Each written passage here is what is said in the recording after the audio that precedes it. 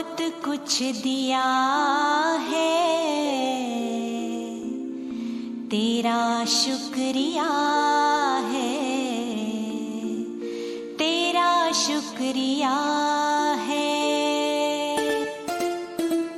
मुझे तूने दाता बहुत कुछ दिया है, तेरा शुक्रिया है, तेरा शुक्रिया है। मुझे तूने भगवन बहुत कुछ दिया है, तेरा शुक्रिया है, तेरा शुक्रिया है।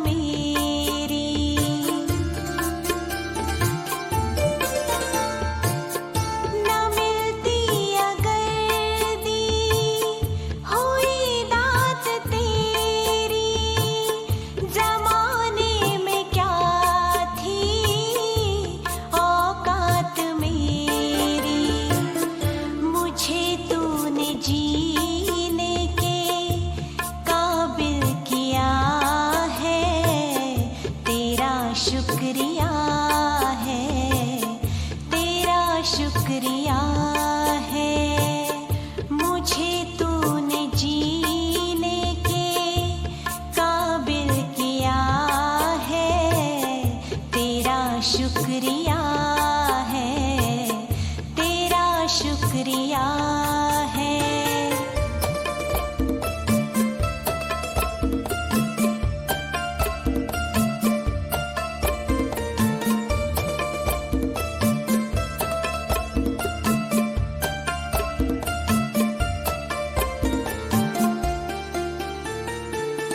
किया कुछ नहीं है, शर्मसार हूँ मैं, तेरी रहमतों की तलबगार हूँ मैं।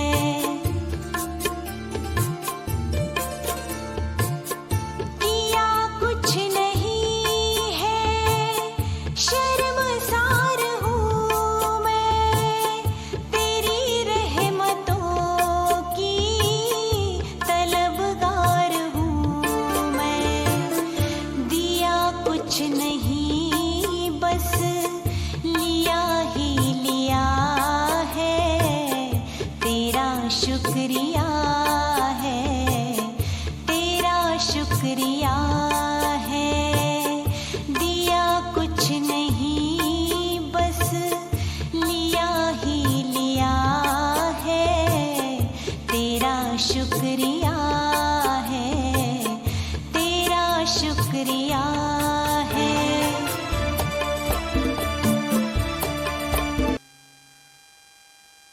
चैतन्यं स्वास्थं शांतं व्योमातीतं नंजनं नाद्बिन्दुकलातीतं तस्मै श्री गुरुवे नमः। प्रेम से बोलो सच्चिदानंद भगवान की, रामचंद्र महाराज की, कृष्ण बलदेव की, सनातन धर्म की। कीर्तन करिए। जय सतगुरु दीन दयाल हरे,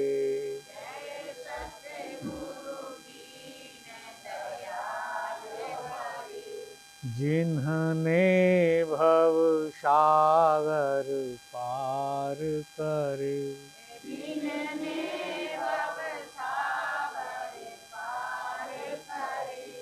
जब सुने ज्ञान के वचन भरे,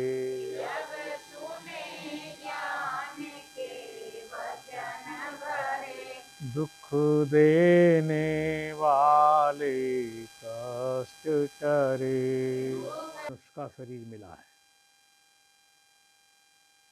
मनुष्य का शरीर परमात्मा ने क्यों बनाया, ये हम जान चुके हैं पिछली चर्चा में, फिर भी दोहराते हैं। भगवान का काम खत्म, बनाना बंद हो गया। क्यों? कि मनुष्य से श्रेष्ठ और कुछ बन ही नहीं सकता।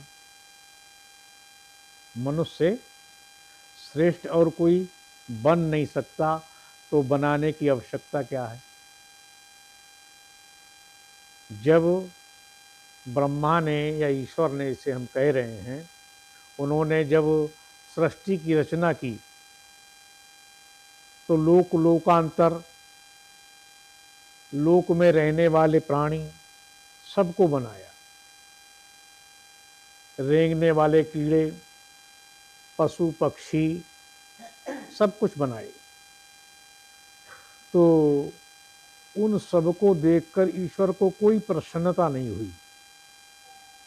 जैसे कोई व्यक्ति कुछ बनाए तो उसे प्रसन्नता होती कि भाई हमने ये बना लिया। मेरी बात समझ रहे हैं? चाहे भोजन बनाए, चाहे कुछ और बनाए, कुछ भी बना ले, तो उसे बहुत सुख मिलेगा कि हमने ये बनाया। तो भगवान को कोई प्रसन्नता हुई नहीं। क्या हुआ? भगवान को मैंने कोई खुशी नहीं हुई कि अपने तारीफ करने लगे कि आहा, मैंने ऐसा शरीर बना दिया जिसमें परमात्मा को जानने की समझ है, प्रमाण वृत्ति है। ये यदि थोड़ा सा इशारा किया जाए तो भगवान को जान लेगा। ऐसा ये पुतला है। ये गुण किसमें है? ये मानव देह में ही है। समझे कि नहीं? ये तुम्हारा गुण नहीं है। किसमें है ये? मानव देह में। अगर तुम में होता तो तुम पक्षी के योनि में चले जाओ तो कोई दिक्कत नहीं। मेरी बात समझे कि नहीं? किसी भी शरीर में चले जाओ तो फिर तुम में नहीं ये गुण। ये किसमें है? मानव के शरीर में है। तो कौन मूल्यवान है? मानव देह। और आपका शरीर किसका है? तो कहना पड़ेगा मानव का, कि भाई मनुष्य हैं हम। तो ऐसा मनुष्य शरीर पाकर उस दुकान में सबसे मूल्यवान वस्तु क्या है? मानव शरीर। वो आपको मिल गया। अब दुकान में क्या लेंगे आप? अब जरूरत नहीं। तो ये शरीर आपकी हर जरूरत पूरी करेगा। ऐसा ये शरीर है। क्या जरूरत पूरी करेगा? जो आपको आवश्यकता है, जरूरत है, आप वो ये देह आपकी पूरी करेगी। ऐसा ये शरीर है। पर तुम्हारी जरूरत ना हो, आपकी जरूरत ना हो और आप वह वस्तु लेना चाहो, तो फिर ये वस्तु बहुत देर से मिलेगी। क्या मिलेगी? देर से मिलेगी। मिलेगी तो इसी से। स्वर्ग नरक अपवर्ग निसेनी, ज्ञान विराग भक्त शुभ देनी। ऐसा शरीर है, स्वर्ग देने वाला। इस शरीर को पाकर आप स्वर्ग जा सकते हैं। देवताओं के पास जाकर आप देवताओं जैसे ठाट बाट, माने उस ऐश्वर्य को भोग सकते हैं जो देवता भोग रहे हैं, उनके पास बैठ के। तो स्वर्ग नरक, यदि आप नरक जाना चाहें तो ये नरक भेज देगा। कि नरक के लिए हमें कोई और शरीर लेना पड़ेगा, तो नहीं, यही भेज देगा। तो स्वर्ग नरक अपवर्ग माने मोक्ष। मोक्ष यदि आप चाहते हैं तो वो भी इसी से मिलेगा। स्वर्ग नरक अपवर्ग निसेनी। और क्या देगा? तो ज्ञान विराग वैराग्य भक्ति शुभ देनी। इससे और क्या मिलेगा? ज्ञान मिलेगा, वैराग्य भी इसी से मिलेगा, और भक्ति भी इसी शरीर से मिलती है।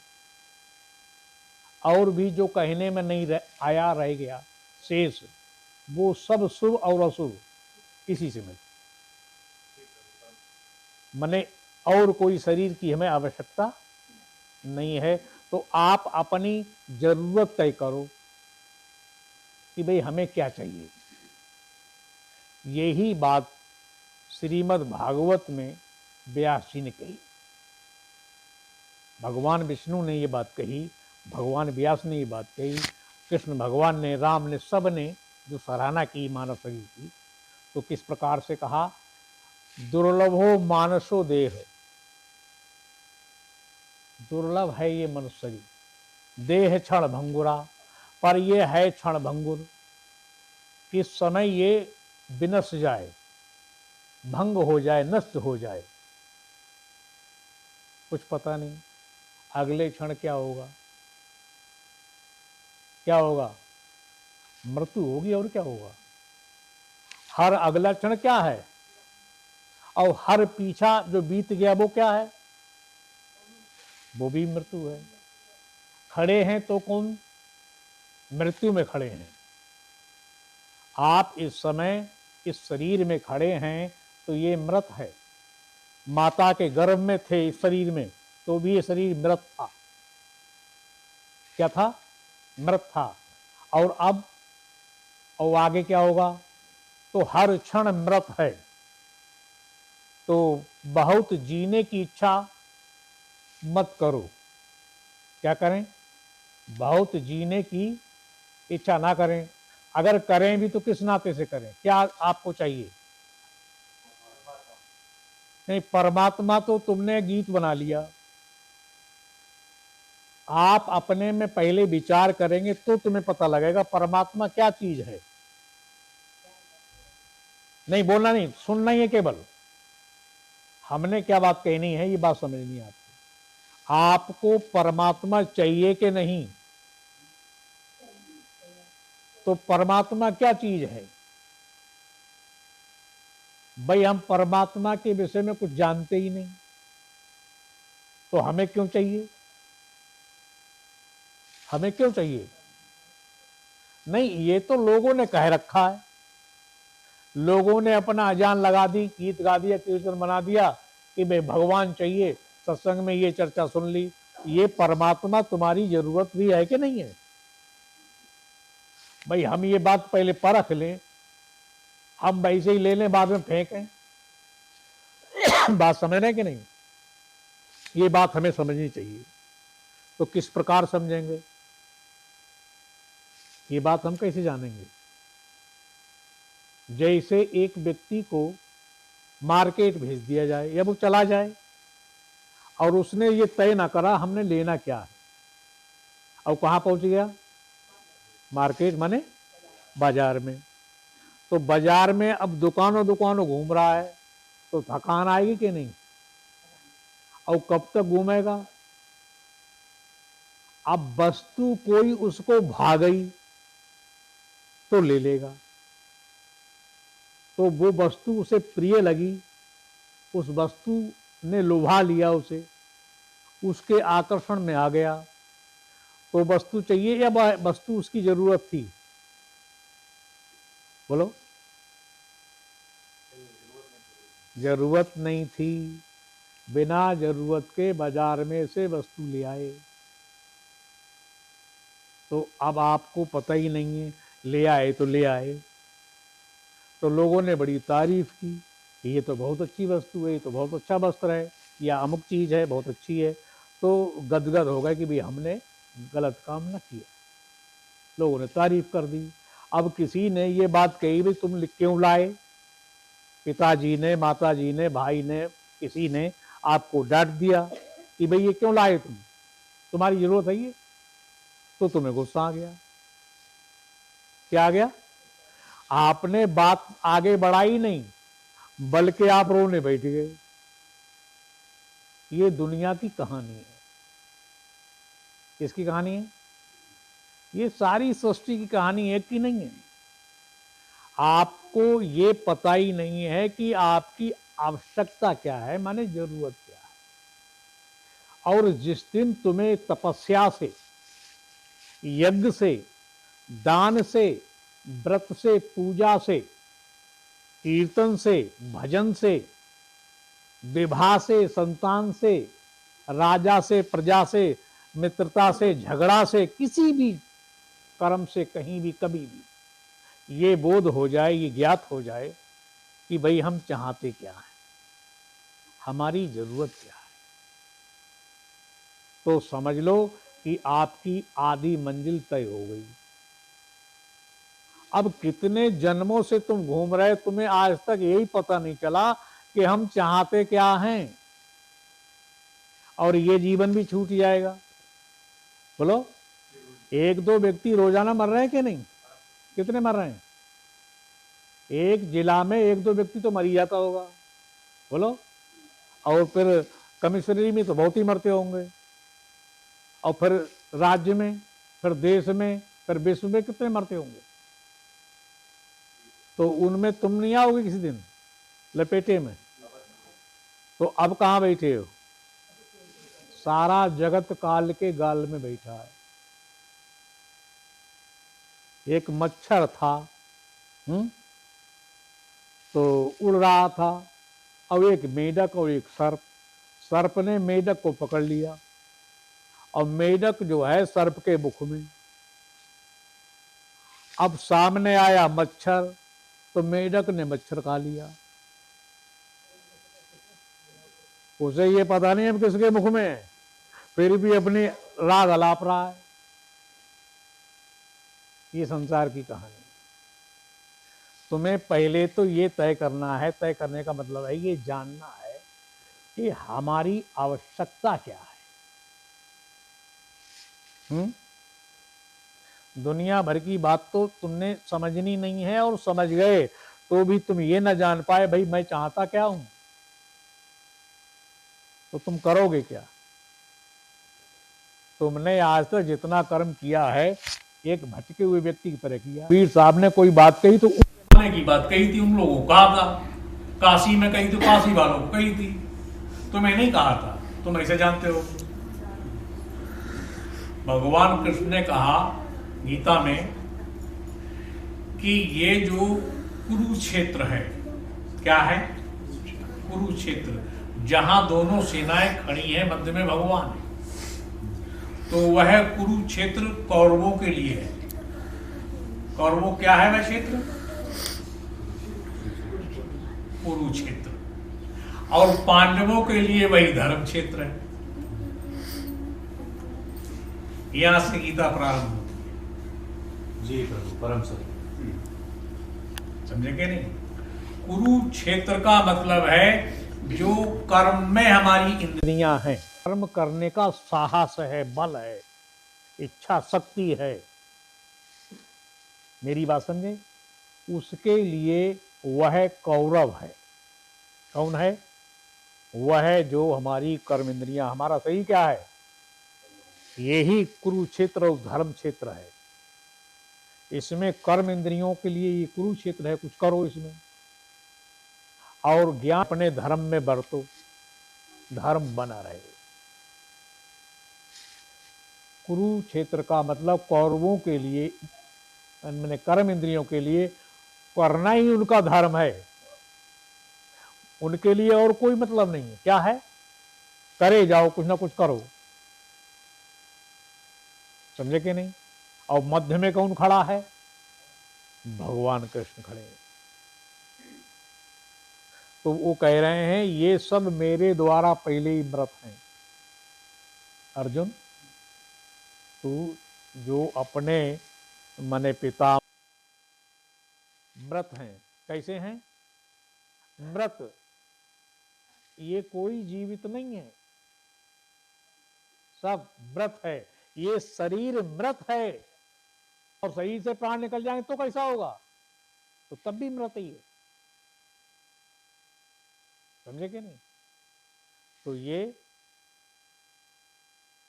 जो ना बिनसे, जिसका विनाश न हो, उसको अमृत कहते हैं। जिसका नाश ना हो वह अमृत। तो हमने क्या चाहिए? अमृत। आपको अमृत चाहिए कि विष? विष। तो शरीर तो विष है, ये तन विष की वेलरी, गुरु अमृत की खान। शीस देह गर गुरु मिले, तो भी सस्ता जान। ये तन विष की लताएं जैसा है। लता जानते हैं?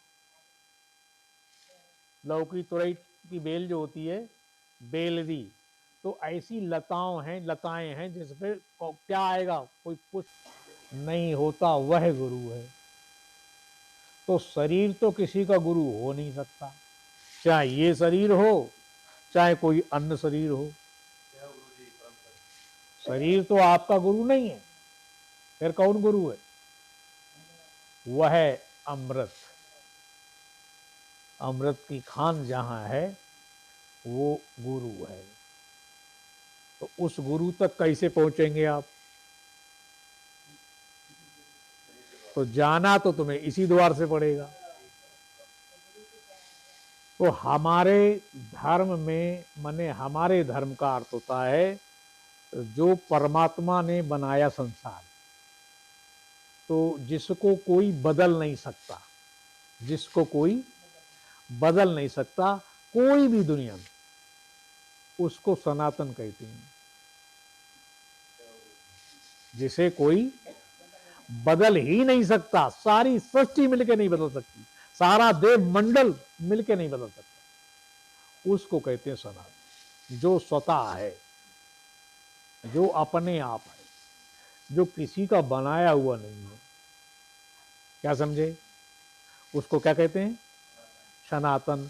तो सनातन धर्म में प्रतीक उपासना कही गई है। क्या कही गई है? प्रतीक उपासना का मतलब मूर्ति पूजा, जिसको कोई दुनिया में बदल ही नहीं सकता, चाहे वो किसी धर्म का व्यक्ति हो। पहले तो कोई दूसरा धर्म है ही नहीं। अगर किसी ने मान रखा है तो इस सिद्धांत को बदल के देखे कि भाई हम मूर्ति की पूजा नहीं करते। तो तुम्हारे पास क्या है? ये शरीर लिए घूम रहे हो, तो तुम्हारे पास क्या है? ये मूर्ति है कि नहीं? तो नहलाते धुलाते हो कि नहीं? खाना खिलाते हो कि नहीं? तो फिर पूजा नहीं हुई तो क्या हुआ? ये माता बच्चे को पालती है कि नहीं? तो फिर मूर्ति पूजा नहीं तो क्या है? ये जिसे दुनिया में कोई हट कर ले कि मैं नहीं मानूंगा सनातन को, तो भी वो माने, मनवाना पड़ेगा ही नहीं कोई। हम तो ये बात कह रहे हैं, पूरी सृष्टि को इस मंच के माध्यम से चैलेंज करता हूं, एक दुनिया में एक व्यक्ति मेरे सामने खड़ा होकर कह दे कि मैं सनातन को नहीं मानूंगा, मनवाना हमें ही नहीं, वो तो अपने आप मानेगा और मान रहा है। कहने को तो कोई कुछ भी कह दे, कितनी लंबी चौड़ी बड़ी बात कह दे। बात समझे कि नहीं? सनातन किसी का बनाया हुआ नहीं है, जो अपने आप है, तो वह सब पर लागू होता है। इसलिए सनातन धर्म मूर्ति की पूजा करता है, पर मूर्ति में भगवान को पूजता है। कैसे पूजता है? भगवान को पूजता है, और मूर्ति खंडित हो जाए, क्या हो जाए, तो गंगा में विसर्जन कर देता है। बोलो कि नहीं? कि गंगा में बहा दिया उसको, तो फिर किसको पूजा? मूर्ति को, मूर्ति में भगवान को। ऐसे ही हम तुलसी में भगवान को पूजते हैं। इसमें अब कोई अपने भगवान को चाय में खौलाएगा, अब तुलसी के पत्ते चाय में डाल लेते हैं। बोलो कि नहीं? चबा जाता है व्यक्ति के नहीं? तो भगवान को नहीं पूजता, ये दिखा रहा है सनातनी, देख मैं अपने भगवान पूज रहा हूं, और तुलसी भगवान नहीं, तुलसी में भगवान है, और तुलसी को मैं चबा रहा हूं। बोलो कि नहीं? मुर्दे को पूजते हैं कि नहीं? मुर्दे की आरती की, पूजा की, वंदना की, अगरबत्ती धूपबत्ती सब लगाया कि नहीं? और कहा देख मैं इसको पूज रहा हूं, इसमें भगवान है, और बाद में यज्ञ कर दिया, अंत्येष्टि रख दिया अग्नि पर। बोलो कि नहीं? केले में भगवान पूजता है कि नहीं? और केले के फल को खा लेता है। तो कोई अपने भगवान पूजेगा, कम से कम वो तो नहीं खाएगा, बोलो, लेकिन खाता है कि नहीं? तो क्या दिखा रहा है? वो ये बता रहा है कि केले में भगवान है, केला भगवान नहीं है। शरीर में भगवान है, मूर्ति में भगवान है, मूर्ति भगवान नहीं है। इस प्रकार से तो ये मूर्ति से ऊपर उठने के लिए हम मूर्ति की उपासना करते हैं। ये हमारा सनातन धर्म है, ये किसी व्यक्ति का बनाया हुआ नहीं कि भाई हम नहीं पूजेंगे, हम तो मूर्ति की पूजा के विरोधी, हम तो पूजते ही नहीं, हमारे यहाँ पूजा वर्जित है, कोई पूजेगा नहीं, जो पूजेगा सो आएगा नहीं। ऐसा कोई नियम नहीं है, ये तो स्वाभाविक नियम है कि तुम मूर्ति को पूजोगे। इसके ऊपर है हैंगरे उपासना, हम नाम के उपासक होते हैं। फिर मने इस रूप से, इस मूर्ति से मने और श्रेष्ठ कोई होता है तो वो हैंगरे ने, जैसे भगवान को नहीं देखा किसी ने, बोलो, तुमने अपने 50 पीढ़ी के बाबा देखे?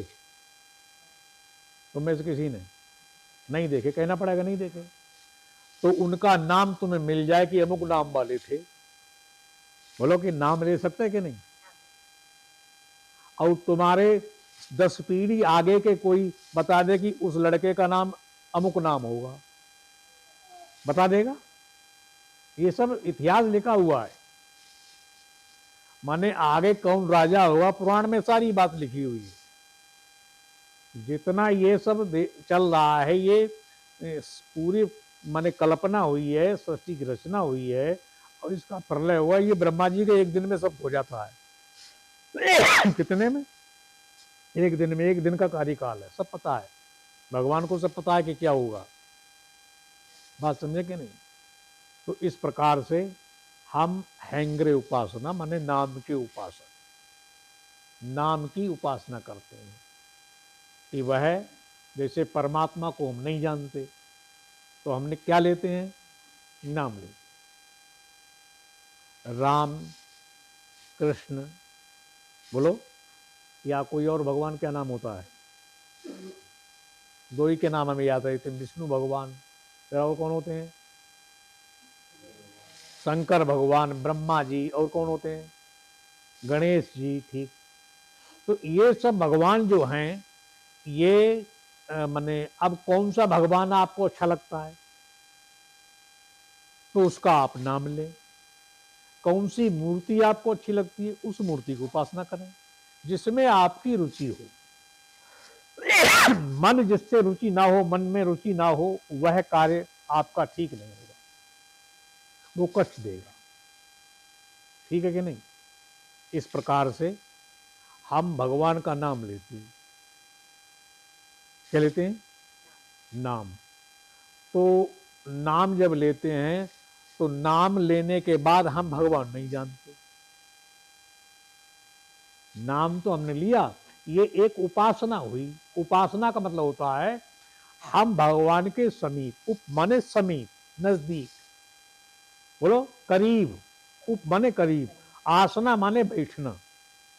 हम भगवान के करीब बैठ गए अगर हमने मूर्ति की पूजा की या हमने नाम का जप किया। बात समझे कि नहीं? तो आप भगवान के नजदीक हैं। किसके? लेकिन भगवान प्राप्त थोड़ी है, नजदीक हैं आप। किसके? भगवान के। तो अब ऊपर उठे हैं मूर्ति से, नाम के पास पहुंच गए तो नाम के भी नजदीक पहुंच गए, अभी भगवान तक नहीं पहुंचे। तो नाम के आगे का मार्ग नहीं मिल रहा, नाम के आगे की बात कोई बता नहीं रहा। लोग क्या कहते हैं, भाई नाम दान दे देते हैं। क्या दे दिया? नाम दान दे दिया। भाई अच्छा है, मंत्र दीक्षा हमारे वेद शास्त्र में कही गई है, वेद के विरुद्ध कुछ नहीं है। लेकिन अब नाम दान, अब नाम जप किया आपने तो उससे हुआ क्या? किसी को 40 साल हो गए, किसी को 60 साल हो गए। हमें लोग मिले, हमने पूछा भाई क्या मिला तुम्हें? तो बोले हम तो बहुत ऊंचाई पहुंच गए। हमने कितने? मैंने तुम जहां खड़े थे वहां से कितने हटे तुम? तो वो अकेले में आके कहते हैं महाराज खड़े तो वही हैं, खड़े तो वही हैं। तो हमने कहा हमें पहले ही पता है भाई, तुम मील का पत्थर पकड़े बैठे। जैसे एक व्यक्ति को जाना था बरेली। कहा जाना था? बरेली समझते हैं? बरेली जाना था, बरेली शहर है एक। तो वो चले अपने घर से, पराठा नाटा लेके थैले में रख लिया और लेके चले। तो किसी से पूछा भाई बरेली का मार्ग हमें पता नहीं है। तो उसने बताया भाई तुम्हें मील का पत्थर मिलेगा, उस पर लिखा होगा बरेली। तो धीरे धीरे तुम चलोगे तो मिल जाएगा, तो मिल जाएगा। तो ऐसे ही तुम्हें आगे बता देगा कोई। तो बरेली जब पहुंच जाओगे तो बरेली मिल जाएगा तुम्हें। तो वो गए तो सामने लिखा बरेली और नीचे का पढ़ना नहीं जानते वो नहीं जान पाए। वो अंग्रेजी में था शायद। तो बरेली पढ़ लिया और उसका माने चूमने लगे, मत्था टेक दिया कि अब आप प्रसन्न हो। तो वो पत्थर को पकड़े बैठे। उधर से पीडब्ल्यू डिपार्टमेंट होता है, सड़क विभाग। तो वो लोग आ गए, वही क्या कर रहे हो? तो पत्थर उखाड़ रहे हो। तो कहा नहीं हम पत्थर नहीं, बोले हम तो बरेली जाना था। तो उन्हें बरेली कहाँ है यहाँ? तो कहा ये बरेली तुम पढ़े लिखे हो? तो उन्होंने कहा हाँ। तो देखो पढ़ो बरेली। तो बरेली नहीं है। तो कहा आगे नीचे क्या लिखा है? बोले हमें नहीं पता। तो कहा बरेली 50। उन्होंने कहा इसका क्या मतलब होता है? कि 50 किलोमीटर और आगे है। ऐसे तुम्हें 50 पत्थर और मिलेंगे, तो तुम अगला पत्थर पकड़ के बैठ जाओ। बात समझे कि नहीं? तो ऐसे पत्थर तुम्हें मिलते रहेंगे। तो जहां फिर लास्ट पत्थर होगा उस पे क्या लिखा होगा? बरेली शून्य। तो बरेली जब शून्य लिखा होगा तो शून्य का मतलब क्या हुआ? बरेली शून्य। अब बरेली में बरेली खोजो, मिलेगी? बोलो। तो वहां दुकानें होंगी, रोड होंगे, क्या होंगे? स्त्री पुरुष होंगे, पर बरेली मिलेगी कहीं? तो बरेली तो पहले लिखा है शून्य। शून्य का मतलब खत्म, है ही नहीं, है ही नहीं। तो वो मील का पत्थर कहां पहुंचा देगा? शून्य में, शून्य में पहुंचा देगा। और परमात्मा शून्य है ही नहीं। वो क्या है? वो शून्य से पहले है। शून्य से पहले है, तो उसका तो कोई मार्ग बताता नहीं। दुनिया को ठगो मक्कर से और रोटी खाओ शक्कर से। तो दुनिया हमारी चेला बन जाए और हमें 10% की कमाई दे। एक भी चेला बिदक गया तो हमारी कमाई बंद। तो सच्चाई को पर्दे में रख दिया और जिससे आपको प्रसन्नता हो वो बातें कहने लगे। बताओ। तो संत होता है, अरे भाई वैश्या थोड़ा ही बनना है हमने कि हम किसी को प्रसन्न करें, हैं? तो ये कार्य किसका होता है? ये वैश्या का होता है। तो वैश्यावृत्ति संसार में क्या फैल गया? तो व्यवसाय को वैश्या बना दिया। समझे कि नहीं? इस तरह से खराबी आती चली गई और कब तक रहेगी कुछ पता ही नहीं। तो हमारे गुरु ने कहा बेटा कोई तो दुनिया में सच बोलने वाला होगा, तो कोई होगा तो मैं क्यों ना बोल जाऊं? है? तो उन्होंने कहा कोई जब होगा तो वो मैं ना बोल जाऊं। तो उन्होंने कह दिया और डंके की चोट पर कहा। एक अक्षर को, माने एक शब्द को कोई काट के अपना फिट न कर सका आज तक उनके सामने। तो इतना सरल, माने इतनी सरल प्रक्रिया के सामने आप देख रहे हैं महापुरुष की तस्वीर, ये मेरे गुरु हैं। तो उन्होंने माने साक्षात्कार ज्ञान जो भगवान श्री कृष्ण महाराज ने, उस शब्द समझो गीता के, समझे आप? समझते हैं। भगवान कहते हैं मनुष्याणाम सहस्रेषु कश्च सिद्धति एतामपि सिद्धानाम कश्चन माम वेत्ति तत्वतः। गीता में कि हजारों मनुष्यों में कोई कोई, हजारों मनुष्यों में कोई कोई, हजारों का मतलब समझते हैं? हजारों 99,000 तक आ जाता है, बहुवचन है। कितने? माने लाख में एक आध कम, हजारों की संख्या हो गई। हजारों मनुष्यों में कोई कोई मेरी प्राप्ति के लिए प्रयत्न करता है, भगवान को पाने के लिए प्रयत्न करता है, प्रयास करता है। हजारों।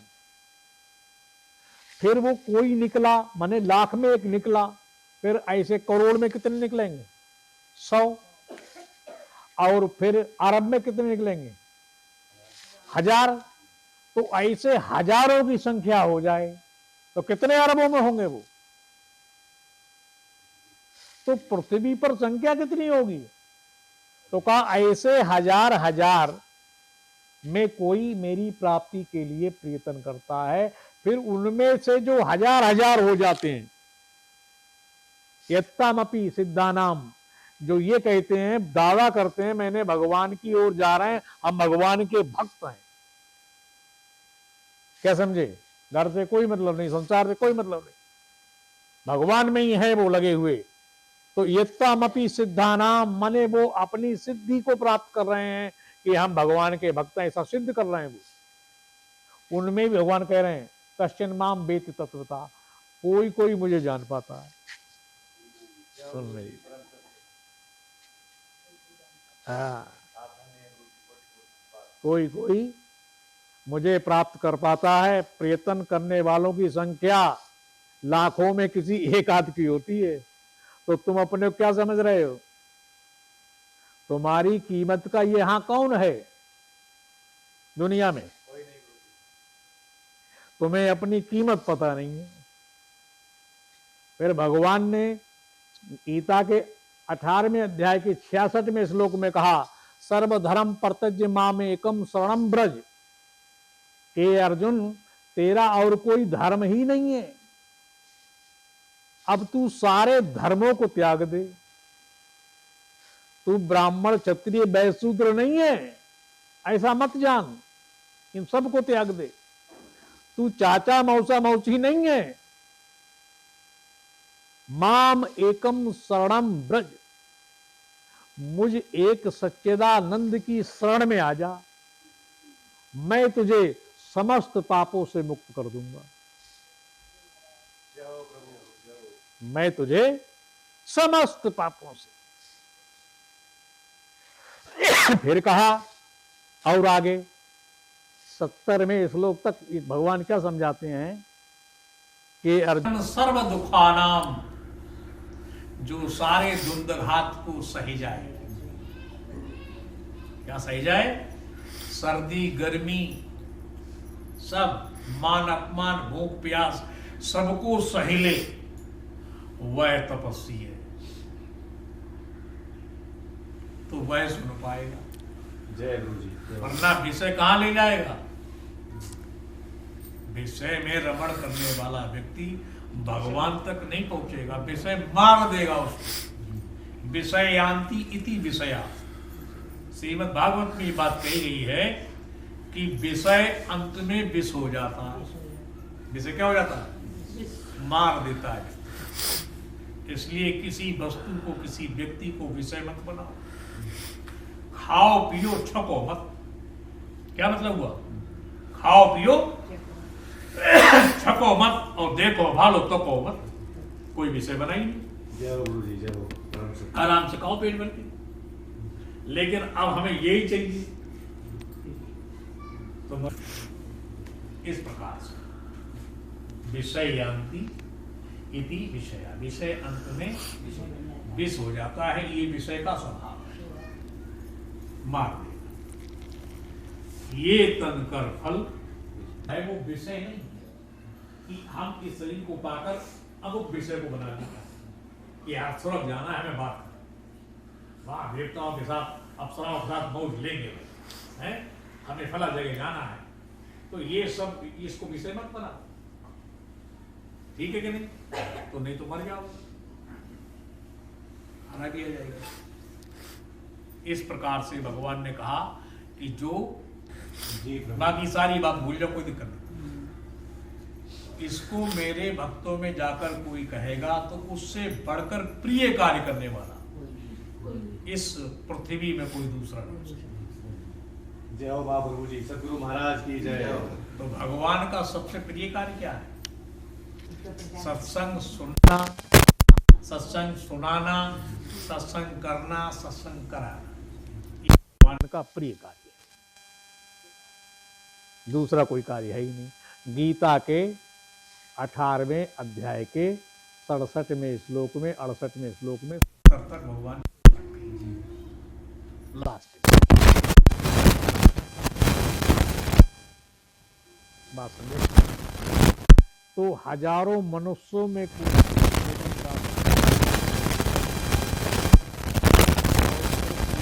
वालों की संख्या हजारों हो जाती है, तो उनमें से किसी किसी को भगवान प्राप्त होता है। समझे कि नहीं? इसलिए उनमें मने आप है। कौन है? अपने को गिनो, अपने को पीछे मत करो। क्या करें? तो ऐसा निश्चय करो कि मैं उसे प्राप्त करूं। अब तुम लगे किस चीज में हो? किस में लगे हो? भगवान के बनाए हुए संसार में। इसको मैं पालूं, इसको मैं बेच दूं, इसको मैं खरीद लूं, इसको मैं खा लूं, इसको मैं त्याग दूं। भोग में, त्याग में, पाने खोने में अपने शरीर को गवा रहे। बोलो कि नहीं? ये मूल्यवान शरीर है। ये शरीर अभी आपका अधिष्ठान है। क्या है? इसी शरीर में बैठकर ये ज्ञान कर सकते हैं आप। तो ये मूल्यवान है। इसको सुरक्षित रखने के लिए नाना प्रकार के उपाय हैं, नाना प्रकार के कर्म। किसको पालने के लिए? शरीर को जिंदा रखने के लिए। बोलो कि नहीं? तो शरीर को जिंदा रखने के लिए हमें क्या करना चाहिए? जो शरीर को नुकसान दे उस वस्तु को भोगना चाहिए। बोलो, तो क्या पीना चाहिए हमें? क्या खाना चाहिए हमें? संक्षेप में मैं एक दिनचर्या के विषय में बता रहा हूं। प्रातःकाल उठो, जितने बजे उठते हैं आपकी आदत पड़ी हुई है, फिर भी ऐसा करो कि सूर्य उदय होने से पहले उठ जाओ और उठते ही चाय के जैसा पानी पियो, गरम। कितना पानी? खौलता हुआ पानी। और 2 गेहूं के दाने के बराबर चूना डाल लो। लेकिन ये चूना का पानी वही ले सकता है जो 40 साल की अवस्था के ऊपर है। 40 साल तक उसको चूना पीने की जरूरत नहीं है। 40 से ऊपर जो हो गया है तो सबसे पहले शरीर के किसी अंग में दर्द नहीं होगा, बिल्कुल। और किसी को थायराइड हो गया, किसी को मोटापा हो गया, किसी कोई भी XYZ कोई भी बीमारी शरीर में है तो 6 महीने में ये गर्म पानी सही कर देगा। कितने? पर उकरू बैठ के पिया जाएगा। कैसे पिया जाएगा? उकरू बैठने से हमारी बड़ी आंत खुल जाती है और पानी बड़ी आंत में जाएगा, आंत साफ हो जाएगी। क्या समझे? तो ये आपका जो है, जितना आपकी अवस्था के आधार पर जितना आप में वजन होना चाहिए, कि 8 साल के बच्चे में कितना वजन होना चाहिए, 20 साल के में, 50 साल के में, 100 साल के में कितना होना चाहिए, लड़के बच्चे में या बुजुर्ग में या जवान में, तो उतना ही वजन उसमें रहेगा, अधिक नहीं रहेगा, कम नहीं होगा। कि हम पीते रहेंगे, अरे हम तो बहुत कमजोर हो जाएंगे, ऐसा कुछ नहीं होगा।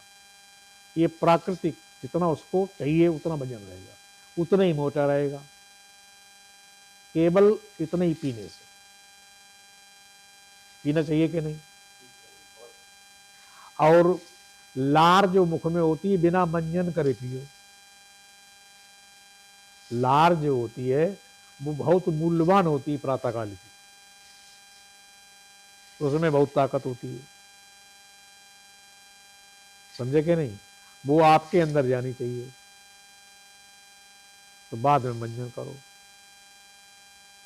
और मंजन तो तुम ये करो ही मत, पेस्ट वगैरह, क्या समझे?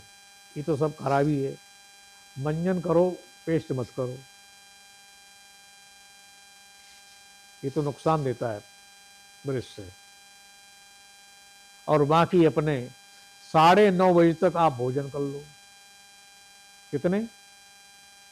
9:30 बजे तक भोजन कर लेना चाहिए पेट भर के, क्या समझे? तो समझ लो कि रोग अगर कोई बन गया वो खत्म हो जाएगा।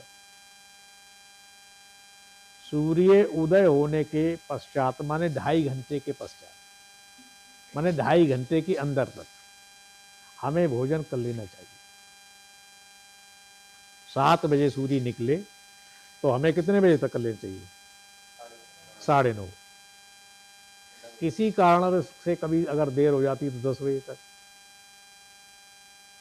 उसके बाद दोपहर में हल्का भोजन ले लो,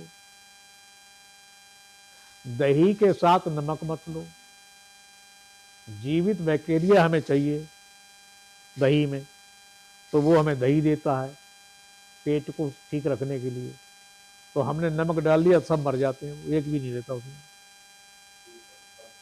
चीनी डाल लो, चीनी तो पैसे ना खाओ तो बढ़िया, चीनी हजम ही नहीं होती। चीनी का स्टोर होता है शरीर में, हजम नहीं होती है वो, चीनी खानी नहीं चाहिए। चलिए अपनी जगह। फिर भोजन में दोपहर में आप मट्ठा ले लो, चलें। और सूर्य अस्त होने के बाद दूध। शरीर के अंदर जो केमिकल बनता है दूध को पचाने का, वो सूर्य अस्त होने के बाद ही बनता है। एक बात और बता दें कि नहीं? दिन का दूध जो होता है शाम को हम निकालते हैं पशु में से, वो बहुत ताकतवर होता है, पूरे दिन की धूप लगती है। और सुबह का दूध बेकार होता है, शाम के दूध की अपेक्षा। माने शाम का अच्छा होता, सुबह वाला नहीं होता। रात को जो है दूध में उतना वो नहीं बनता, ऊर्जा नहीं होती, इतना शक्ति नहीं होती है, समझे कि नहीं? तो जो पशु घूम फिर के आता है तो उसका दूध ज्यादा बलवान होता है, क्या समझे? तो अपनी जगह ये तो सारी बातें तुमने समझ ली। शरीर को ठीक रखने के लिए हमें भोजन चाहिए, बोलो कि नहीं? और आप चले गए स्वाद में तो शरीर तो खराब हो जाएगा, बोलो। तो स्वाद के लिए भोजन मत करो, किसके लिए करें? शरीर के, जीने के लिए। तो ये बात कही गई है, भोजन के लिए जिए, भोजन के लिए जीना चाहिए या जीने के लिए भोजन करना चाहिए? तो फिर मांस मदिरा क्यों, किस नाते से? ऐसी क्या जरूरत है इसको खाया जाए? समझे? पाप पूर्ण अपनी जगह है, तुम्हारी जरूरत ही नहीं है ये, समझे क्या नहीं? तो ये सब जो आप ले रहे हैं या आपकी विचारधारा जा रही है, तो ये परमात्मा से दूर ले जाएगी। इतनी सी एक बीड़ी आपको भगवान से मिलने नहीं देगी। एक बीड़ी की लत, बीड़ी छोड़ो आप, चाय की नहीं, चाय छोड़ो, दूध की, माने किसी चीज की लत आ गो आपको, किसी कोई विषय बन गया आपका, बोलने का ही बन गया, समझे कि नहीं? तो भगवान से आप दूर चले गए। किसी को विषय मत बनाओ, न झगड़ा को न शांति को। हमने बोल ही नहीं किसी से, मौन धारण कर लिया तो भी ये विषय बन गया। हम बोलेंगे ही नहीं, बोलचाल बंद, क्या समझे? हम कई जगह जाते हैं, हम नाम तो नहीं लेंगे कि आज उनका मौन व्रत है। अब एक व्यक्ति तुम्हारे पास आया, तुम्हारा मौन व्रत है, और हमसे बोलने में तुम्हारा मौन बना रहेगा, उन्हें यही पता नहीं। बोलो। और भगवान के लिए मौन रखा और भगवान ही आया। बोलो। दुनिया में किसी व्यक्ति का विवाह होता है तो विवाह का अर्थ क्या होता है? विवाह का अर्थ होता है संग। क्या होता है? विवाह का दूसरा नाम क्या हुआ? संग। भाई इनसे हमारा विवाह हो गया, माने किसके संग हैं आप? तो जिससे हो गया तो उसका तुम्हारा संग हो गया। सत्संग समझते हैं? जब पति पत्नी का विवाह हो गया तो वो कौन हो गए? संग हो गया। तो अब वो माने आज पति चल बसे। आप पत्नी मरेगी नहीं, मरना आग पे जलना ये नहीं हम कह रहे। माने पति मरे तो पत्नी मर जाए, पति एक संग मरे दोनों, और इधर पति पत्नी मरे तो उधर पति कदम निकल जाए, ऐसा होगा? तो संग ही कहां हुए? अब कितने लोग हुए हैं, कितने विवाहित लोग ऐसे हुए हैं कि एक मरा तो दोनों मर गए। उसको कहते हैं संग। अब तुम सारे जीवन पापड़ बेलते रहे, पतिव्रता बने ही नहीं। समझे कि नहीं? और ऐसा भी नहीं आप एक पति वाले ही हैं, आपका कोई दूसरा पति नहीं है, फिर भी आप पतिव्रता नहीं है। क्यों? ना समझी के नाते। किसके नाते से? इसका तुम्हें ज्ञान ही नहीं हुआ। इसलिए हमें संग करना है। तो हमने सत्य का संग कर लिया और सत्य ने हमारा न किया तो बोलो। यही तो तुम्हें समझना है। लौट-पोट करके देखोगे ना, भाई वस्तु सब तरफ से देखेंगे। हनुमान जी ने क्या देखा था और क्या दिखाया था? हनुमान जी भगवान शंकर के अवतार हैं, महाज्ञानी हैं, पर लीला देखो उनकी। क्या समझे? हनुमान चालीसा में लिखा है कि जय हनुमान ज्ञान गुण सागर। क्या अर्थ हुआ? जिसकी कभी हार न हो, जय है, तो जिसकी सदाई जय हो, तो उनको कह रहे हैं कि ज्ञान गुण सागर, वह ज्ञान के सागर हैं, भंडार हैं। कौन? हनुमान जी। बोलो। तो फिर वो कौन है? भगवान है कि नहीं? भगवान है। अब वो क्या दिखा रहे हैं? राम दरबार में जब भगवान अपना आभूषण दे रहे हैं, वापस आए हैं तो सब प्रसन्नता में, तो माने उन्होंने अपना सीने ही फाड़ के दिखा दिया, और जो दिया तो उसको ऐसे देख रहे हैं, चक्के देख रहे हैं, कान में हिला के देख रहे हैं, तो तोड़ के फेंक दिया। अपने जिसको इष्ट माने हुए हैं उन प्रभु श्री राम के सामने उनके मूल्यवान आभूषणों को फेंक दिया। और तुम लज्जा बस ऐसा करोगे, चाहे तुम्हें पसंद हो या ना हो, पर तुम नहीं फेंक सकते। और तुम अपनी हानि कर लोगे कि नहीं? सबने रख लिया अपना अपना आभूषण, जो भी कुछ मिला सबने रख लिया। किसने फेंक दिया? हनुमान जी ने। अब लोगों ने क्या कहा? आंखें नहीं तो बंद रहेगी है। तो उन्होंने दिखाया कि भाई तो राम नहीं है तो उस चीज का मैं करूंगा क्या? जिसमें राम ना हो, मेरे किस काम की। तो उन्होंने पहाड़ के सीना में, तुम्हारे अंदर भी तो राम नहीं है। उन्होंने कहा तो फिर देख लो आए कि नहीं, बोलो, तो दिखाया कि नहीं, तो वहां भगवान मौजूद है। तो ये समझनी है कि भगवान तुम्हारे संग है।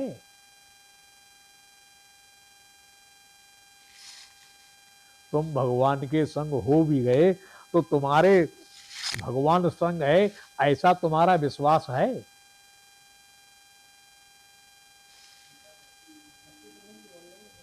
शक्ति तो कुत्ते में भी बोल रही है। कुत्ता भूस रहा है, बोलो कि नहीं, पक्षी चहचहा रहे हैं। नहीं, हमने जो बात कही नहीं, हमने क्या कहा, भगवान ने कहा मैंने सबसे पहले ये पुतला जो बनाया है इसमें भगवान को जानने का सामर्थ्य है, ऐसा ये पुतला है, ये जान सकता है, समझे कि नहीं। तो इस शरीर में बैठकर तुम्हें कोई और सामर्थ्य की आवश्यकता ही नहीं है। साधन धाम मोक्ष कर द्वारा इसके अंदर समस्त साधन हैं, कोई ऐसा साधन नहीं है जो न हो कि भाई ये साधन लेने के लिए हमें कहीं जाना पड़ेगा, तो ऐसा नहीं। तो ऐसा ये शरीर है, तो ये पुतला है, इसके अंदर ये विशेषता है, और किसी शरीर में विशेषता नहीं है। तो फिर ये तो इसमें ही सामर्थ्य है, पर तुमने कैसे जाना कि हमारा संग हो गया।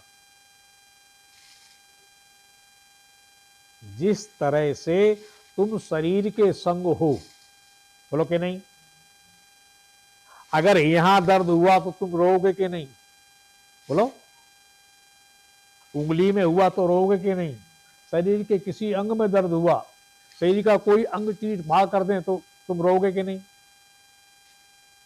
शरीर के सोने से कौन सोया, अरे भाई सो गई थी, बोलो, तो तुम शरीर के सोने से सो गए। शरीर बूढ़ा हो गया तो कौन बूढ़ा हो गया, अरे हम बूढ़े हो गए भाई, बोलो। अरे अभी तो हम बालक हैं, आगे तुम्हें देख लेंगे। तो किसके संग से बोल रहे तुम, शरीर का और तुम्हारा कैसा संग है, जैसे छाया और मैंने परछाई का तुम्हारे शरीर का है कि नहीं। कि मैं ब्राह्मण हूं तो ब्राह्मण, क्षत्रिय हूं क्षत्रिय, मैं स्त्री हूं तो स्त्री, माने ऐसा अटूट संग है तुम्हारा शरीर का। क्या दिमाग में आ रही बात, बात समझ में आ रही है। शरीर से आपकी एकता है कि नहीं। अब शरीर मर गया तो हम मर गए, ऐसा संग होना चाहिए परमात्मा से। बोलो, अगर भगवान इसमें से निकले तो शरीर नष्ट, और तुम निकले तो शरीर नष्ट। भाई हम तुम बैठे रहो, हम भगवान निकाल लें तो सही टाइम फिक्स हो जाना चाहिए।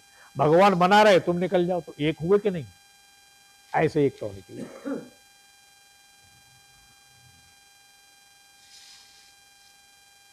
कल्पना करके तुमने कहा हम भगवान के संग हैं, ये तो तुमने अपनी मनोदशा से जान लिया कि भाई हम भगवान के संग हैं, भगवान हमारे में है। ये तुम्हारा अनुभव थोड़ी है, अभी ये तुम्हें अनुभव करना, और उस अनुभव का नाम है साक्षात्कार ज्ञान। कौन सा ज्ञान, साक्षात्कार ज्ञान। इसी ज्ञान की 70वें श्लोक भगवान चर्चा की है गीता के 18वें अध्याय में, उसको कहते हैं ज्ञान। जहां तुम्हें कुछ करना ना रहे, जहां कुछ पाना ना रहे, जहां कुछ खोना ना रहे, उस ज्ञान से आपकी एकता हो जाएगी, आपका संग हो जाएगा, आप परमेश्वर से, और आप परमेश्वर आपसे मिल जाएंगे। उसको कहा अमृत, समझे। तो ये कब संभव है, दुकान रखी हुई है संसार पटल पर भगवान की। ये संसार एक दुकान है, इसमें से क्या चाहिए आपको? तो अब आप देख लो भाई, आप किधर जा रहे हो? गन्ना चाहिए कि भेली? क्या लेंगे? परमात्मा लेंगे या संसार? तो संसार शब्द का मतलब है कि माने लड़के बच्चे चाहिए, मकान दुकान चाहिए, क्या चाहिए? ऐशो आराम चाहिए, आभूषण चाहिए, कार चाहिए, क्या क्या चाहिए? बोलो हैं? तो ये सब अगर आपकी मांग है तो आप भगवान के भक्त कहाँ हैं? क्यों समय बर्बाद कर रहे हो भाई? सत्संग सुनना चाहिए आपको, हैं? पर सत्संग से तुम्हें लाभ ये होगा कि उत्तम लोक मिलेगा। अगर भगवान नहीं मिलेगा तो उत्तम लोक मिलेगा, और फिर मनुष्य बनोगे, आगे ज्ञान हो जाएगा। क्या समझे? पर परमात्मा इसी जन्म में मिले तो संसार से तुम्हें बैराग होना चाहिए,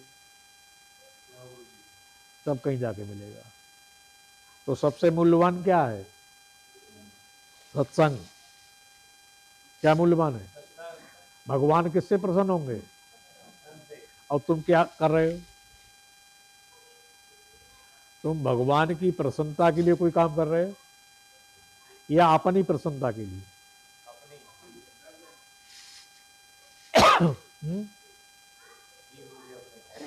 इसी बात को खुलासा करेंगे और वाणी विराम करेंगे। ठीक है?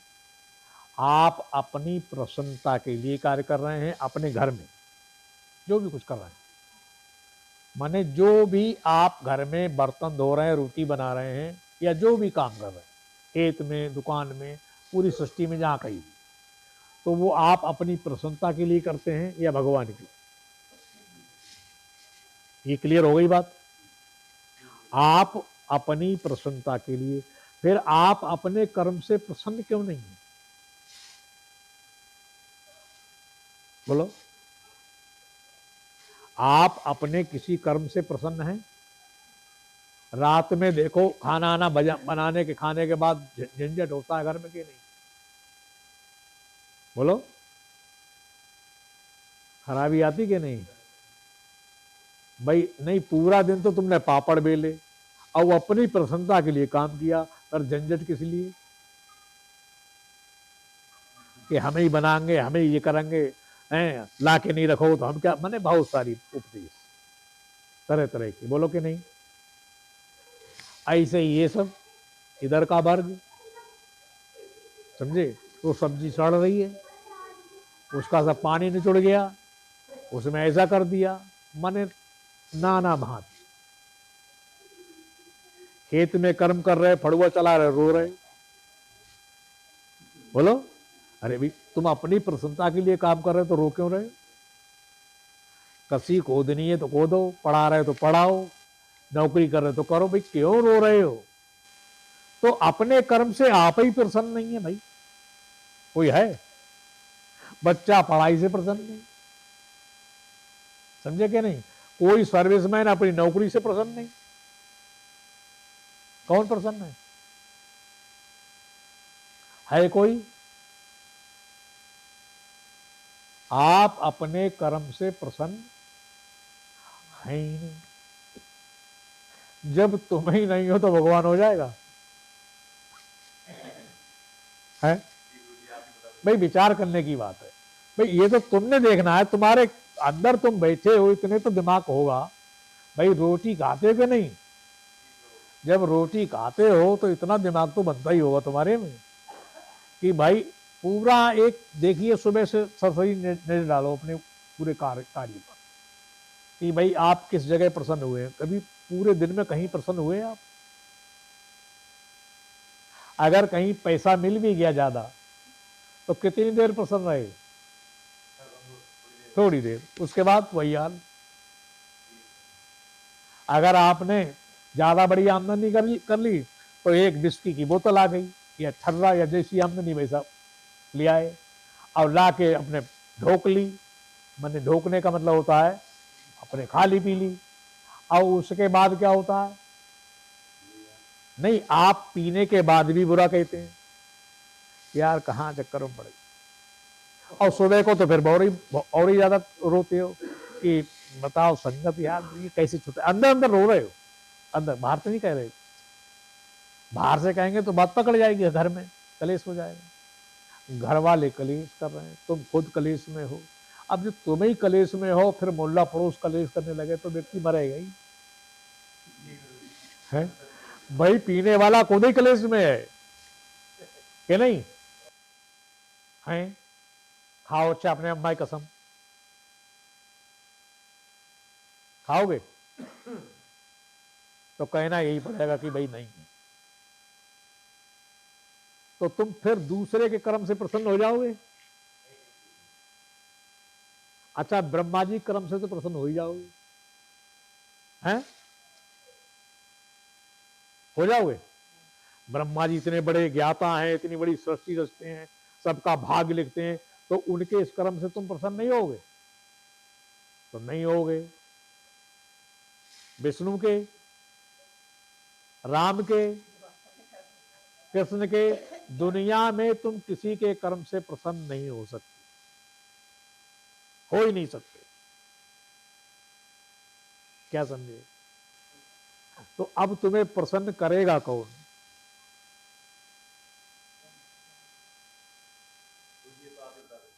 अरे भाई मैं कहां से बताऊंगा,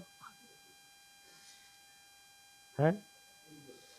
बताओ। अगर ये बात तुम्हें, भाई आप पूर्ण रूपेण स्वतंत्र हैं, आप मुझसे कह सकते हैं ये बात को। नहीं, गुरु बात की बात है, तुम गुरु को जानते ही नहीं हो। तुमने तो एक गीत बना लिया गुरु, भाई बैनर पे लिख दिया। भाई कैसे होंगे आप प्रसन्न? तो उसके लिए तुम्हारा प्रयास क्या है? कोई व्यक्ति किसी प्रकार से प्रसन्न है? ऐसा कोई XYZ धर्म कर्म हो चाहे अशुभ कर्म हो, चाहे किसी भी कर्म से कोई प्रसन्न रहता है? तो नहीं रहता। क्षणिक, बस थोड़ी देर, उसके बाद निज सुख बिन मन होए के थीरा, परस के होए विहीन समीरा। निज, निज माने अपना सुख।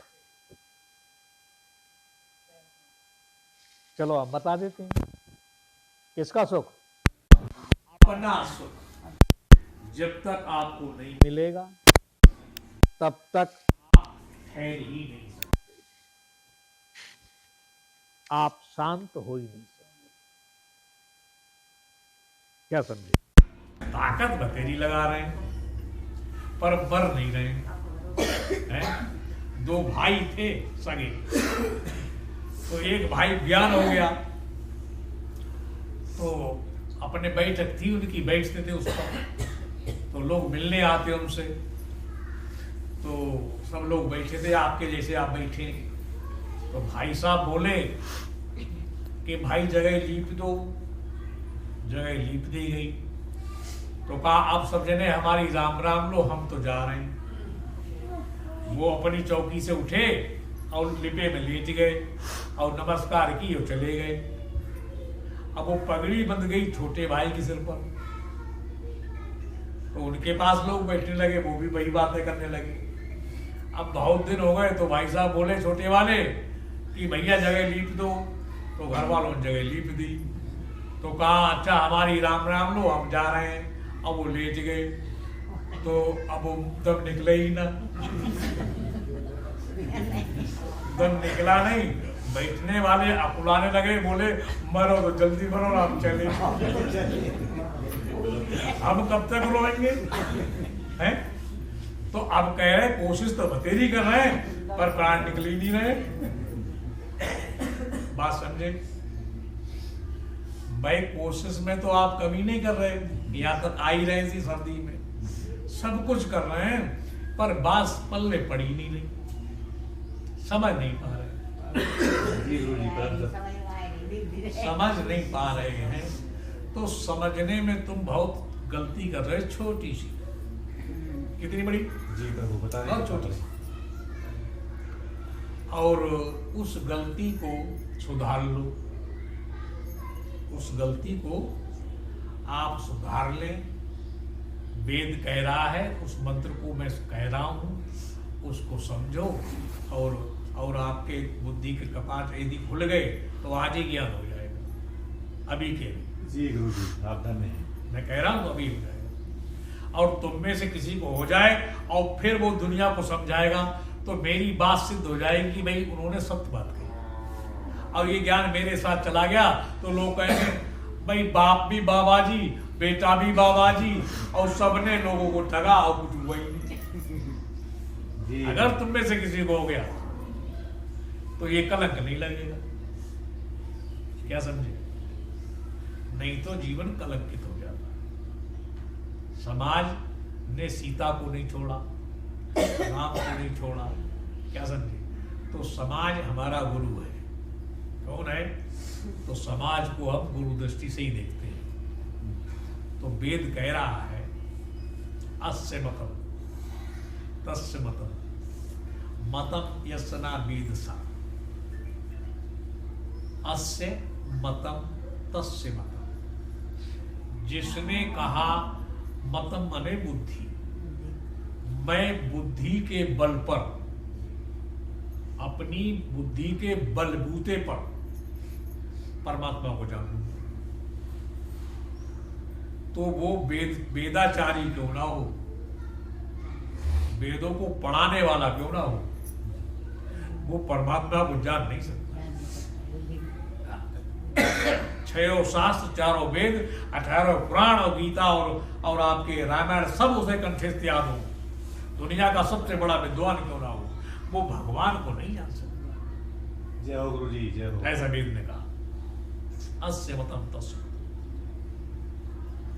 और बुद्धि के बिना जान लूंगा तो भी नहीं जान सकता, बुद्धि से भी नहीं जान सकते और बुद्धि के बिना भी समझे कि नहीं जान सकते। मतम ऐसना वेदसा। और जिसने कहा परमात्मा असत्य है, जिसने कहा, किससे कहा?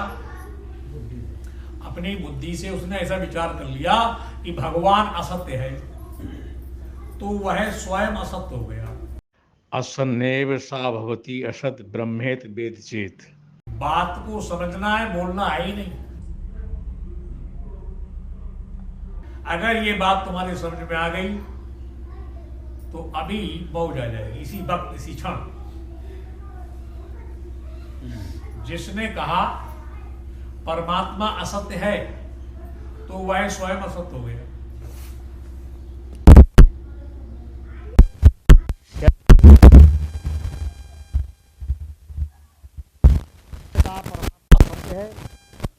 वह स्वयं सत्य हो गया।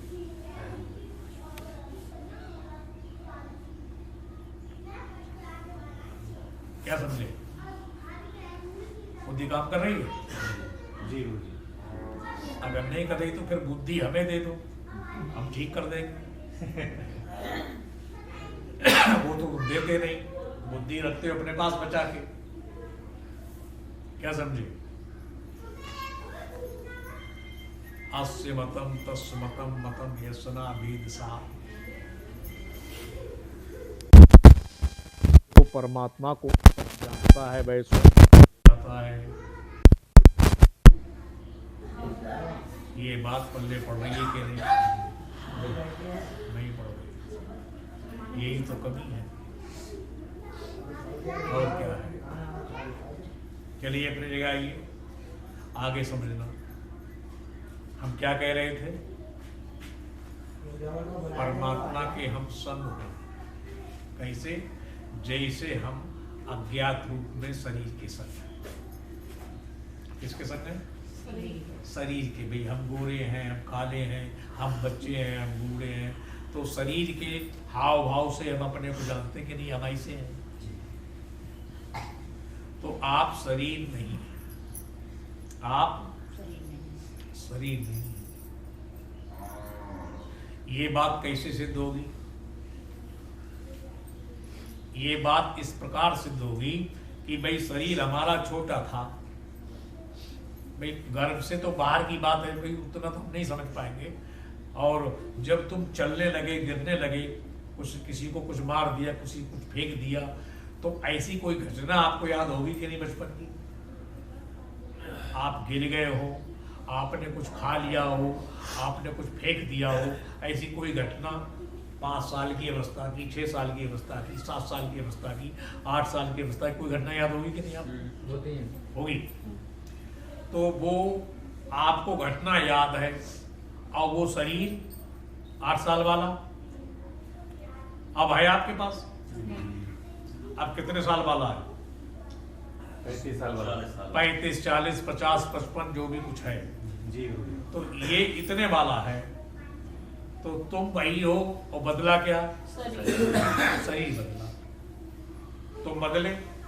अगर तुम बदले होते तो तुम्हें वो घटना याद नहीं होती।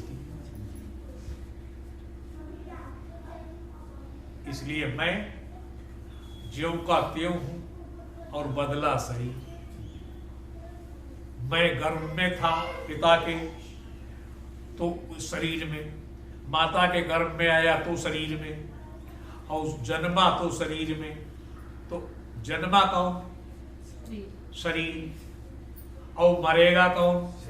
शरीर। तो मेरा जन्म और मृत्यु कहाँ? जय हो गुरुजी, जय हो, आप धन्य। मैं जो इसमें हूं वो तो मैं मरता नहीं। शरीर के छूट जाने पर मैं निकल के चला जाऊंगा कि नहीं? मेरे जैसे कर्म रहे होंगे, या फिर मेरे मत में जो अंतिम समय का जो विचार होगा, उसके आधार पर मैं उस शरीर में चला जाऊंगा, उस योनि में चला जाऊंगा, उस लोक में चला जाऊंगा। बोलो। तो मैं चला जाऊंगा स्वर्ग नर्क में, मैं वह हूं कि ये शरीर में हूं?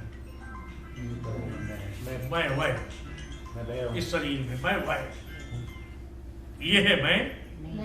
तो ये है सत्य है कि वह वह सत्य है? ठीक है कि नहीं? जी गुरुजी, परम सत्य। ये सत्य नहीं है, वह सत्य है। तो मैं वह, मैं वह हूं। समझ रहे मेरी भाषा को? ये मैं नहीं हूं।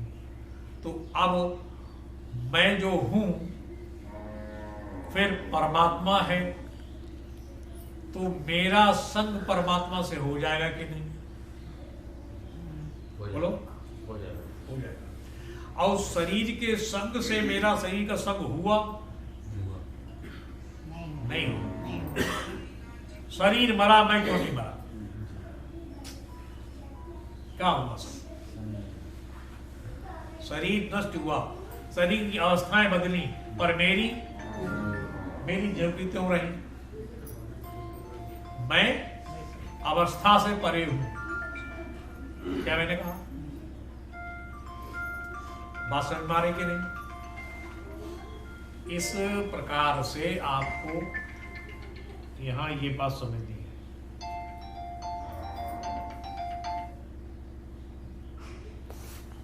ठीक है कि नहीं? जी गुरुजी, परम सत्य। शरीर मैं नहीं, शरीर में मैं, शरीर में तो मैं।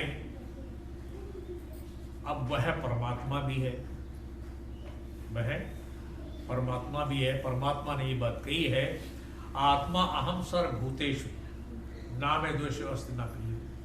मैं समस्त भूतों में समभाव से स्थित हूं। ना कोई मेरा प्रिय है, ना कोई मेरा अप्रिय है, ना तो मेरा कोई। अगर इस शरीर में परमात्मा है तो समभाव से वह है, ना उसका ये प्रिय है ना प्रिय है। और तुम्हारा शरीर प्रिय हो रहा है, और ज़्यादा बुढ़ापा आ गया या ज़्यादा परेशानी हो गई तो इतनी घृणा हो जाती है कि व्यक्ति फांसी लगा लेता है। तो ये अप्रिय हो गया। ये दोनों अवस्थाएं परमात्मा में सिद्ध नहीं होती, तुम्हारे में सिद्ध नहीं होती। ये अप्रिय बुद्धि का क्षेत्र है। हाँ, ये मुझे प्यारा लगा, ये मेरे लिए प्यारा। तो बुद्धि के क्षेत्र से ऊपर उठ के आपका अगर विषय सत्य बनता है कि भाई सत्य सुनना हमारा धर्म है, हमारा नित्य कर्म है,